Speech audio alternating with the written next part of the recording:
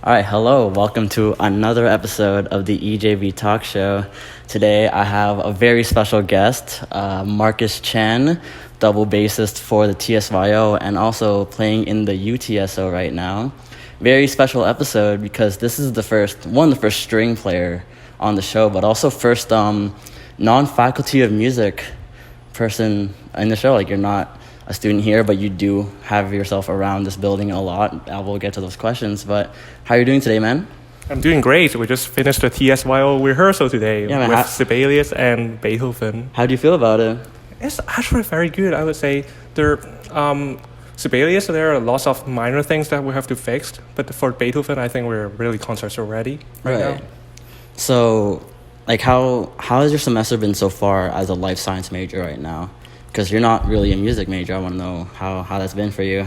Last semester, it was more relaxing and easy because I was taking 5 courses. And you're in your first year, not second? Yes, this is my first year. I always forget. I always think that you're in my year. No, this is my first year. Okay. Last semester, I was taking 5 courses, and 4 out of 5 are seminar course, including the orchestra course, and then 1 is the core, which is chemistry. Right. So it was pretty easy and relaxing last semester. But this semester is kind of stressful because I'm taking 6 courses, including the UTSO course. Oh my gosh. And I got 3 cores, which is chemistry, biology, and math. So yeah, the workload is crazy. Right. And that's also where I want to get to that. Like, you're taking life sciences and you're still like playing the double bass in the TSYO and the University of Toronto Symphony Orchestra. Like, what is it about the bass that makes you just want to keep playing it even though you're not necessarily wanting to pursue it? Well, I started the bass 10 years ago, which was when I was in grade 3. And then slowly, I found that I actually hate piano. And did you start with piano? Yeah, I started with piano when I was like 4 years old. But then I just hated it and didn't practice. But with the double bass, it's just very cool.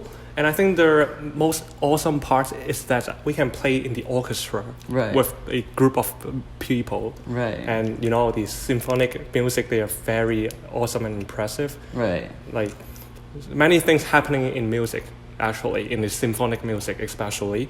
Sometimes you got a melody in the wind section, and sometimes in the strings, and sometimes even in a double bass. So it's just very awesome. Right on, very man. awesome, yeah. So I want to ask you, what is your earliest musical memory, like, ever? Like, the first time music has kind of impacted you in a way that you can recall? The first time musical memory will be me learning the piano in a music practice room right below my home, my apartment. Before your home? Yeah. So did you live above the school? No. Yeah, it's actually a little... what do you call those? Music workshop thing? Okay. Like, they got a few teachers inside, instructors inside. Oh, yeah. Like a music school. Little music school. Right. Yeah. So you lived above it. Yeah, like an apartment. Yeah. And this is in Hong Kong, right? Yeah, that was in Hong Kong. So when did you... I'm going to jump around. This isn't really chronological, but when did you move to Canada? I moved to Canada 3 years ago. 3 years ago. Yep. Wow. How do you like it here since then? Okay, to be honest, when I first came to Canada, I was in Yorkton, Saskatchewan, middle of nowhere. You weren't in Toronto, okay. Yeah, I wasn't in Toronto. I was in Saskatchewan. Did you move there because of, like, your family? Like, your parents had work or something? I am here by myself. I'm an international student. Oh, and wow, okay. My aunt, which is my mom's cousin, is... my mom got 5 cousins in the West Coast. Vancouver, Calgary, and also Saskatchewan. And I went to Saskatchewan and stayed with my auntie. Right. Yeah, when I was 15, turning to be 16. So when did you come to Toronto?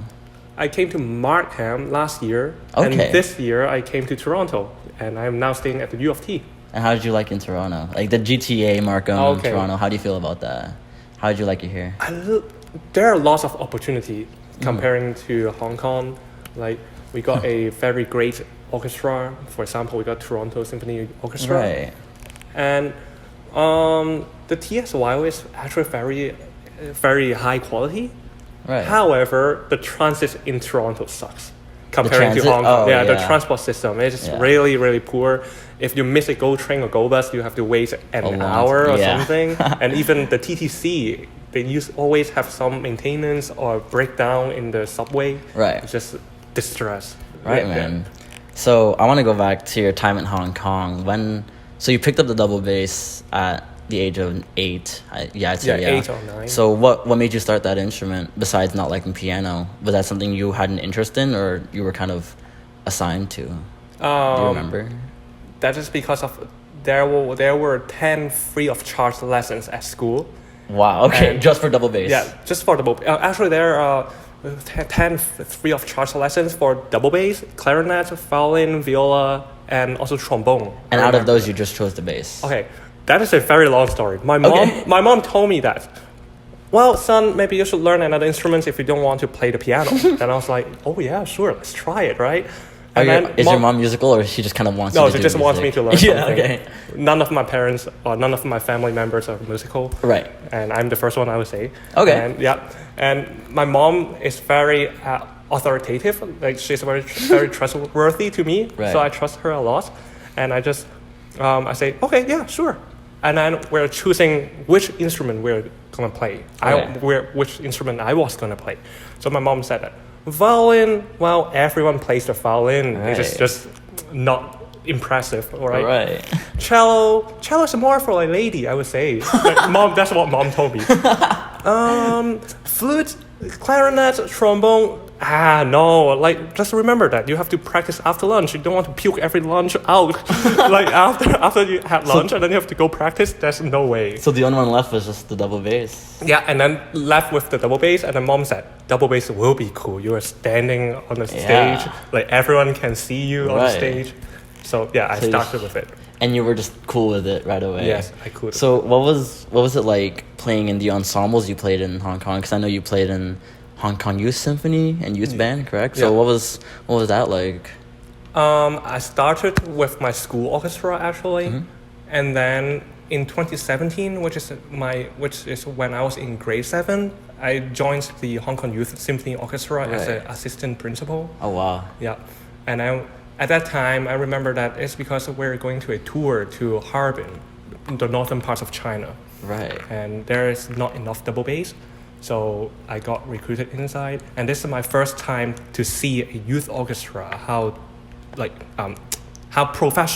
more professional they are comparing to the high school orchestra. So yeah, it is very impressive. And moreover, I said as the assistant principal, it is very encouraging for me to carry on to pursue this interest of my life. And that was like the first time you played youth symphony. That's awesome, man.